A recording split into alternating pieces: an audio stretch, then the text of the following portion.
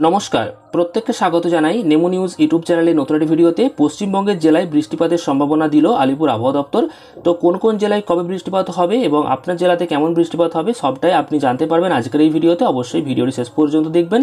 তো দক্ষিণবঙ্গের 8 জেলায় কিন্তু বজ্রবিদ্যুৎ সহ বৃষ্টির সম্ভাবনা রয়েছে, যেখানে কলকাতাও কিন্তু তালিকার মধ্যে রয়েছে।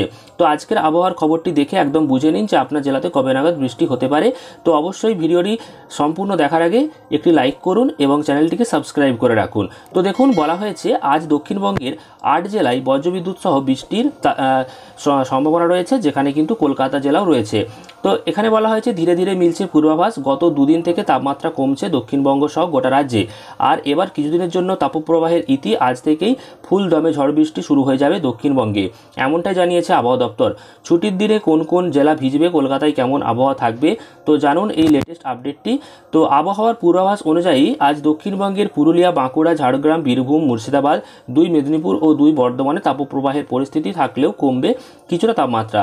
সাথে বৃষ্টির সম্ভাবনা রয়েছে উত্তর ও দক্ষিণ 24 পরগনায়, পূর্ব মেদিনীপুর, কলকাতা, পশ্চিম মেদিনীপুর, বীরভূম, মুর্শিদাবাদ ও নদিয়ায়।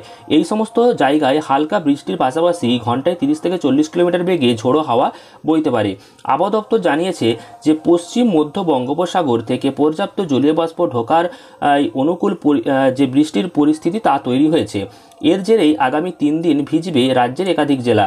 রবিবার থেকে আগামী 8ই মে পর্যন্ত বিক্ষিপ্তভাবে বৃষ্টি এবং ঝড় হবে দক্ষিণবঙ্গের একাধিক জেলায়। রয়েছে কালবৈশাখীর পূর্বাভাসও।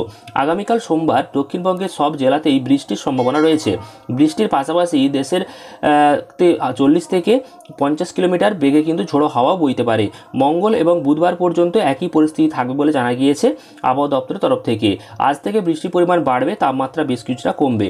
সোমবার ও মঙ্গলবার সমুদ্র উত্তাল হওয়ার সম্ভাবনাও কিন্তু রয়েছে, যার জেরে ইতিমধ্যে উপকূলবর্তী এলাকায় জারি হয়েছে সতর্কতা। মৎস্যজীবীদের সমুদ্রে যাওয়ার ওপর নিষেধাজ্ঞা জারি করা হয়েছে। আজ থেকে বৃহস্পতিবার পর্যন্ত উত্তরবঙ্গের সবকটি জেলাতেই হালকা থেকে মাঝারি বৃষ্টির সম্ভাবনা রয়েছে। এছাড়াও আবহাওয়া দপ্তরের পূর্বাভাস অনুযায়ী আজ উত্তরবঙ্গের দার্জিলিং, জলপাইগুড়ি, কালিম্পং, কোচবিহার ও আলিপুরদুয়ারে অধিক বৃষ্টির সম্ভাবনা রয়েছে।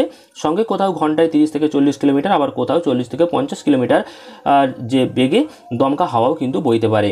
তো আশা করি বুঝতে পেরেছেন যে আগামী সোমবার থেকে বৃষ্টিপাতের সম্ভাবনা রয়েছে। বিক্ষিপ্তভাবে সমস্ত জেলাতেই বৃষ্টিপাত হবে এবং এটা জারি থাকবে আগামী 8ই মে পর্যন্ত।